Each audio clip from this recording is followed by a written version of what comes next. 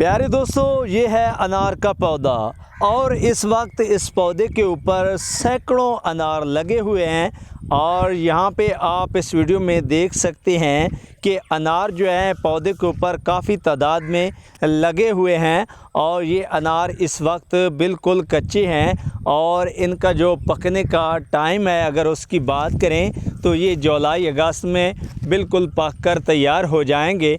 अभी ये कच्चे हैं। और दूसरी मज़े की बात यह है कि ये पौधा हमने अपने घर में लगाया हुआ है। तो मोहतरम नाजरीन, इसके साथ हम आपको ये भी बता दें कि ये पौधा कब फल लेता है, किस सीज़न में फल लेता है और इसका फल जो है किस वक्त पक कर मुकम्मल तौर पर तैयार हो जाता है। तो बहुत सारी इन्फॉर्मेशन वाली ये बातें हैं तो मैं आपके साथ इस वीडियो में शेयर करने जा रहा हूँ। तो काइंडली प्लीज़ आप लोगों ने मुझे सपोर्ट करना है और इस वीडियो को लाइक करना है। और चैनल पे अगर आप पहली बार हैं, नए हैं, तो इस वीडियो को लाइक करने के बाद चैनल को ज़रूर सब्सक्राइब कर लेना है ताकि मेरी हर आने वाली इंटरटेनमेंट व्लॉग वीडियो आप तक पहुंच पाए। मोहतरम प्यारे दोस्तों, अगर इस फल की बात करें कि ये अनार का जो पौधा है किस मौसम में फल लेता है, तो जी प्यारे दोस्तों, ये फरवरी मार्च में इसके ऊपर पहले रेड कलर के फूल लगते हैं और फिर इसके बाद जो है फल बनना स्टार्ट हो जाता है।